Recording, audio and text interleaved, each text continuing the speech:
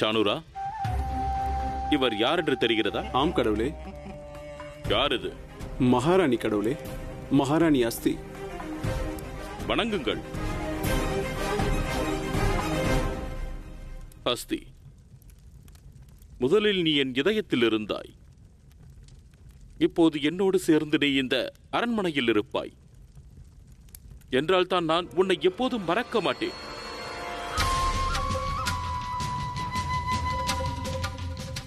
ஆனால் என்னுடைய சுதந்திர மனைவி பிராப்தி என்னை மறந்து விட்டால். பிரலப், ஆணையிடுங்கள் கடவுளே. கண்டுபிடித்து வா. எனது பிராப்தி தனது சுதந்திர உற்சவத்தை எங்கே மற்றும் யாருடன் எப்படி கொண்டாடுகிறாள் என்று.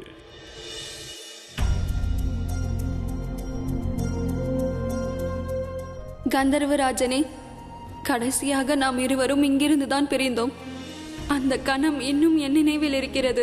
பிராப்தி, திருமண உறவில் கட்டுண்டு உன்னை நீயே சிறைப்பிடித்துக் கொள்ளாதே.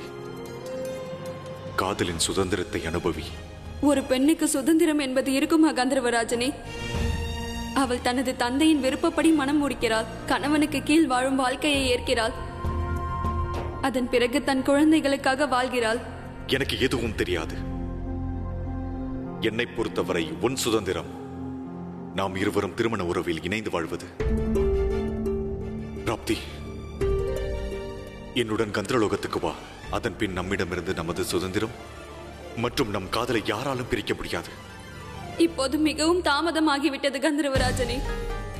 எனது தந்தை கம்சனிடம் வாக்களித்துள்ளார். அதனால் ஒரு பெண்ணின் வாழ்க்கையில் வேதனையான விஷயம் இதுதான். அவள் தனது தந்தையின் வாக்கை மீறி எங்கும் செல்ல முடியாது. அப்படியானால் நமது காதல்?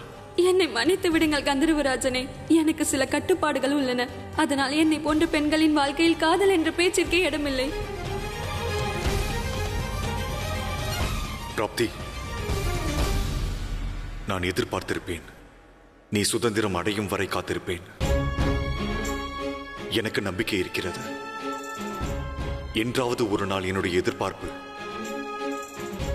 உன்னை என்னிடம் அழைத்து வரும். என்றேனும் ஒரு நாள் என்னுடைய காதல் நிச்சயம் வெற்றி பெறும்.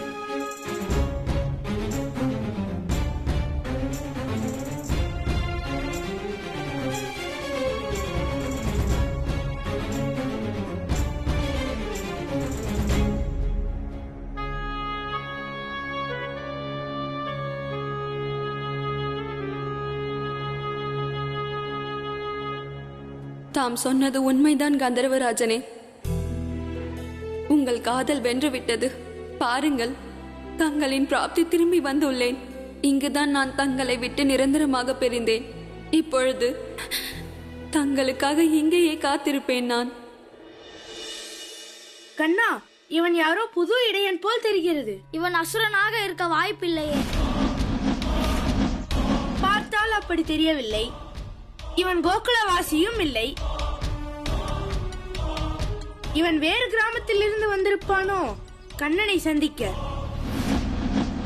ஆம் கண்ணா, நாங்கள் இவனிடம் அறிமுகமானோம். அப்பொழுது இவன் பேரை சலங்கை என்றான். சலங்கையா? இது என்ன பேர்? சலங்கை அணிந்து நடனம் தான் புரிவார்கள், சண்டை போட மாட்டார்கள். இல்லையா தோழர்களே? இப்படி சிரிக்க வேண்டாம். துணிவிருந்தால் எதிர்த்து நில் இந்த சலங்கையை. நான் ஒருவனே தனியாக உங்கள் அனைவரையும் தாதின் தின்னா தின்னா தின்னா தின் என்று உங்களை செய்து விடுவேன். உனக்கு அகங்காரம் அதிகமாக இருக்கிறது. அம்மா சொல்லுவாள், ஆணவம் என்பது அசுரத்தனத்தை விட பயங்கரமானது என்று. அதனால் உனது அகங்காரத்தை இப்பொழுது அழித்தே ஆக வேண்டும். என்ன தோழர்களே? யுத்தம் புரிந்தால் மட்டுமே என்னால் அறிந்து கொள்ள முடியும் கோகுலத்தில் எந்த இடையன் கஜனை கொன்றான் என்று.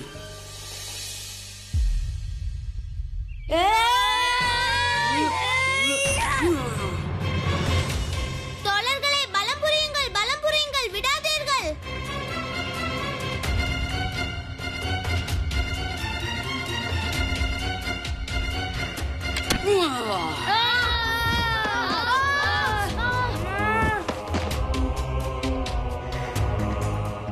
மதுமங்கள், மீண்டும்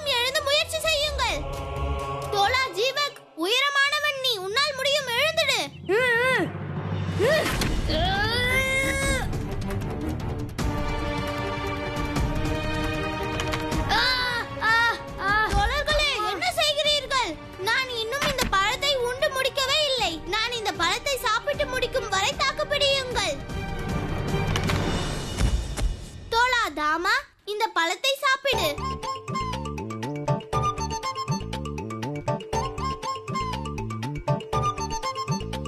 இப்பொழுது சென்று இந்த முறை அந்த சலங்கையை ஓட வைத்து விடு.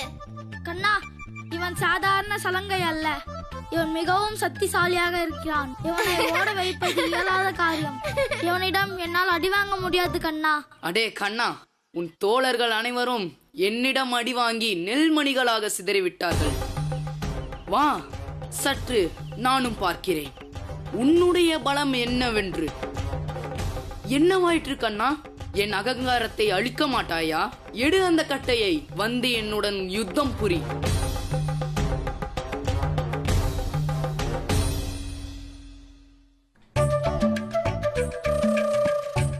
சலங்கை, நான் யுத்தம் புரியவில்லை, நட்பு பாராட்டித்தான் பழக்கம் எனக்கு. நீ தடியை நன்றாக சுழட்டுகிறாய். இன்றிலிருந்து நீ எனது நண்பன்.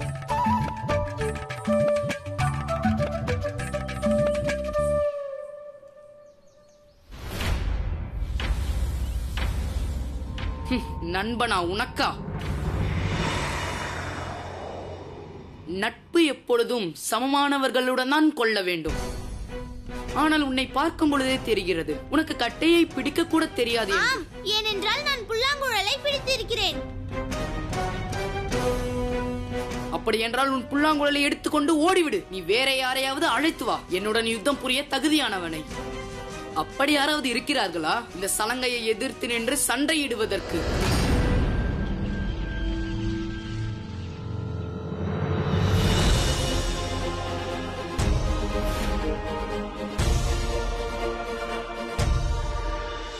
சலங்கை, இவர்தான் எனது பலராமன் அண்ணன் ஆவார்.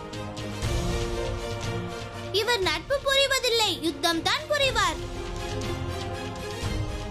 இன்று உனக்கு தெரிந்து போய்விடும். உனது தடியின் பலம் அதிகமா, இல்லை என் பலராமன் அண்ணனின் பயிற்சி கட்டையா?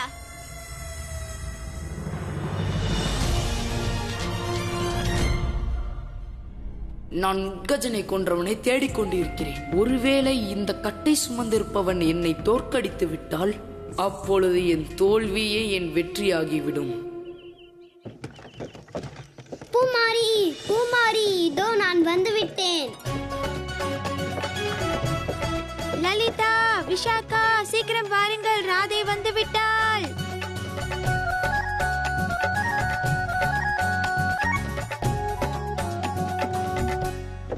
தோழிகள், நாங்கள் அனைவரும் உனக்காக இவ்வளவு நாள் காத்திருந்தோம்.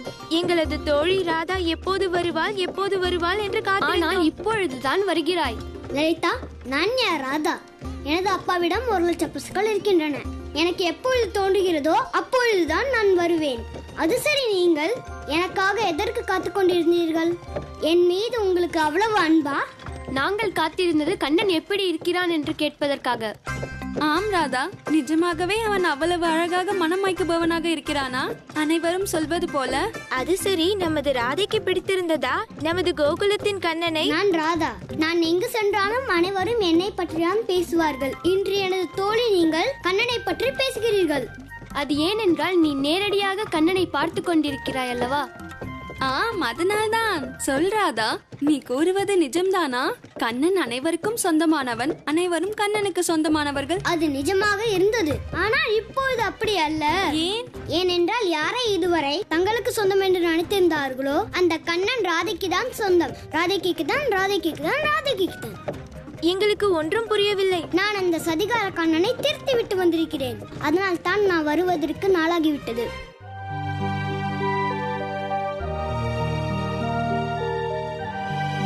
ஆனால் ராதா, நான் கேள்விப்பட்டது என்னவென்றால் கண்ணன் அனைவரையும் கெடுத்து விடுவான் என்று. அதனால் தான் அவனை யாராலும் திருத்த முடியாதாமே. அதைத்தான் நானும் சொல்கிறேன். இப்பொழுது அவன் பழைய கண்ணன் அல்ல. அவனை பற்றி தான் கேள்விப்பட்டிருப்பீர்கள். இப்பொழுது அந்த கண்ணன் மாறிவிட்டான். ராதை என் விருப்பமாக மாறிவிட்டான். இப்பொழுது நீங்களும் நான் சொல்வதை தான் ஏற்றுக்கொள்ள வேண்டும். ஏனென்றால் நான் ராதாவாவேன்.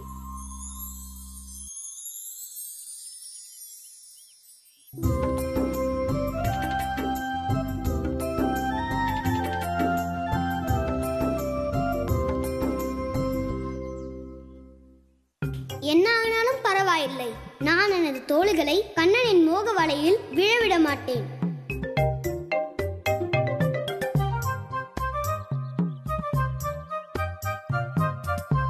நான் இதை ஏற்க மாட்டேன். ராதை சொல்லிவிட்டால் அது உண்மையாகி விடுமா? கண்ணன் ராதைக்கு மட்டும் சொந்தமானவன் அல்ல, கண்ணன் அனைவருக்கும் சொந்தமானவன்.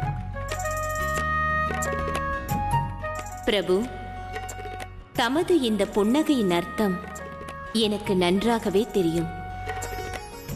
லலிதா இப்பொழுது இப்படி சொல்கிறாரே, அதாவது கண்ணன் ராதைக்கு மட்டும் சொந்தமில்லை என்று.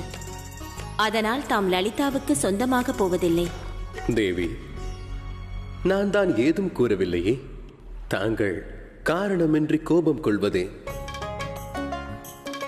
நான் தங்களை கோபித்துக் கொள்ளவில்லை. லலிதா மீதுதான் எனது கோபம். அவர் விஷ்ணு லோகத்தில் இருக்கும் பொழுதும் அவர் பார்வை எப்பொழுதும் தங்கள் மீதே பதிந்திருக்கும். அதன் காரணமாகத்தான் நான் அவருக்கு பூ உலகத்தில் அவதரிக்க அனுமதித்தேன். ஏனென்றால் அவர்கள் தம் பால லீலைகளை காண விரும்பினார்கள். ஆனால் இப்பொழுதல்லவா தெரிகிறது விஷயமே வேறென்று. தேவி, கண்ணனுடைய அனைத்து தோழர்களும் ராதையின் அனைத்து தோழிகளும் நமது பரம பக்தர்கள். அவர்கள் விஷ்ணு லோகத்தில் வாசம் செய்தவர்கள். பக்தியின் காரணமாகவே அவர்கள் பூவுலகத்தில் நம்மோடு அவதரித்துள்ளார்கள். தாங்கள் அவர்களது பக்தியை காதல் என எண்ணுவது தவறல்லவா? பிரபு, எனக்கு வேறு யாரை பற்றியும் கவலை இல்லை. ஆனால் லலிதாவின் பக்தியை நான் நன்கு அறிந்து வைத்திருக்கிறேன்.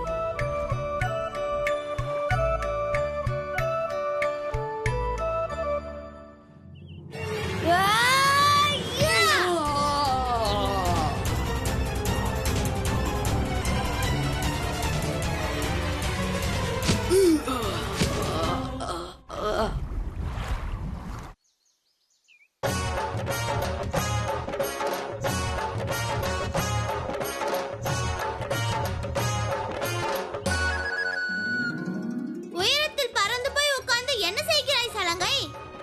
கீழே இறங்கி வா சலங்கை. இப்பொழுதுதானே யுத்தமே ஆரம்பித்திருக்கிறது.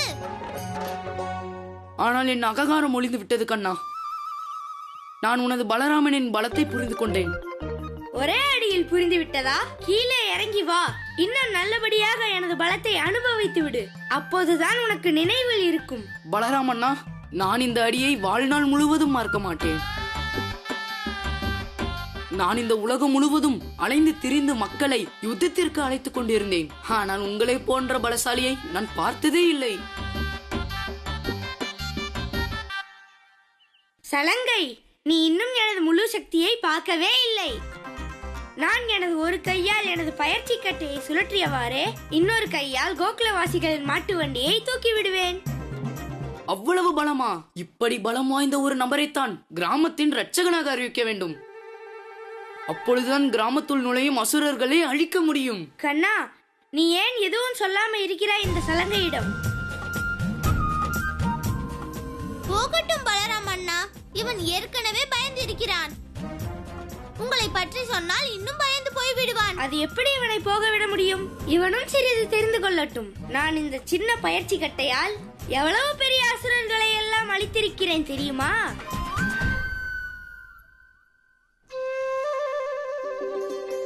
இந்த பலராமன் அண்ணன் இருக்கிறாரே, சிறிது புகழ்ந்தால் போதும், எல்லா உண்மையையும் சொல்லிவிடுகிறார்.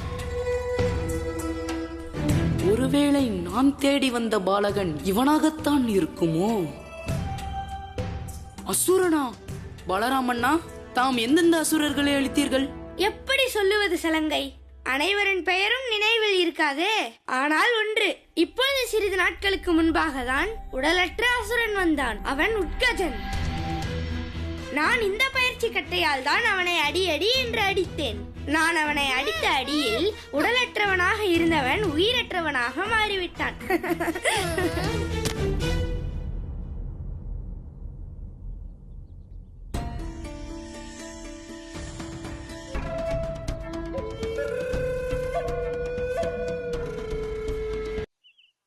உட்கஜனுக்கு மோட்சமளித்த பலராமண்ணன் வாழ்க! பலராமண்ணா, நான் மிகவும் பாக்கியசாலி. எனக்கு தாங்கள் தரிசனம் கிடைத்தது. நான் மேலும் பாக்கியம் அடைவதற்கு தாம் என்னை தோழனாக ஏற்றுக்கொள்ளுங்கள். சலங்கை, நட்பு கொள்பவன் கண்ணன், யுத்தம் புரிபவன் நான். ஒருவேளை நீ அசுரனை எங்காவது பார்த்தால் அப்பொழுது நீ என்னை அவசியம் அழைக்க வேண்டும். நான் செல்கிறேன். நான் லட்டு சாப்பிடும் நேரம் வந்துவிட்டது. சரி பலராமண்ணா.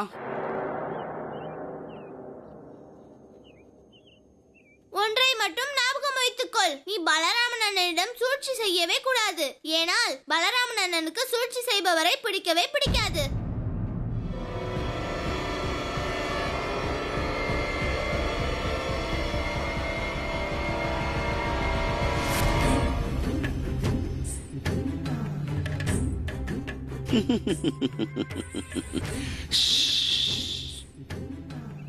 புகழ்ச்சியால் வேலை நடக்கும் போது நான் ஏன் சூழ்ச்சி செய்ய வேண்டும்?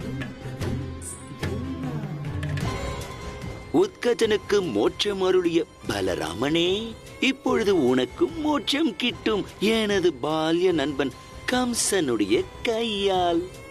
தா தின் தின்னா தினக் தினக் தின்தா.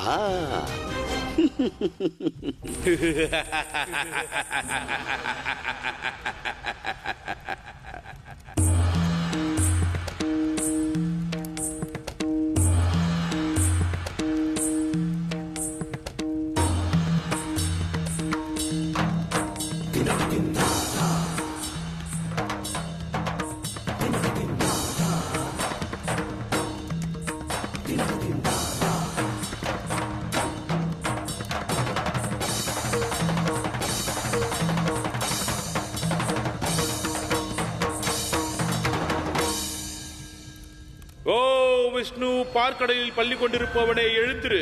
இடிபோல் முழங்கி மின்னலாய் வெட்டி என் உயிரை பறிக்க வருவாயோ?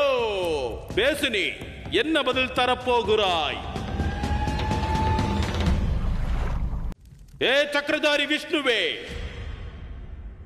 ஏதாவது கூறு. அசரீரியையாவது ஒழிக்க விடு. மாட்டாயா?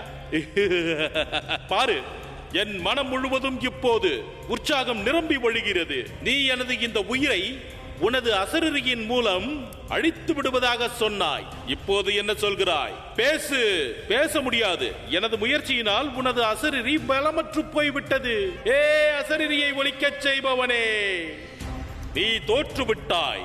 ஆம், பார், கடவுள் கம்சன் வென்று விட்டார்.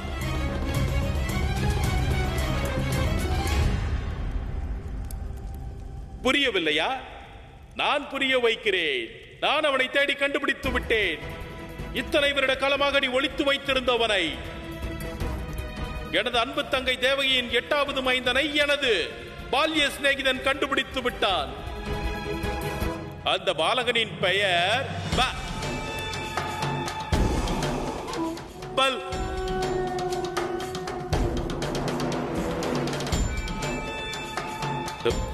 அலம்பா, அந்த பாலகனின் பெயர் என்னவென்று கூறினாய்?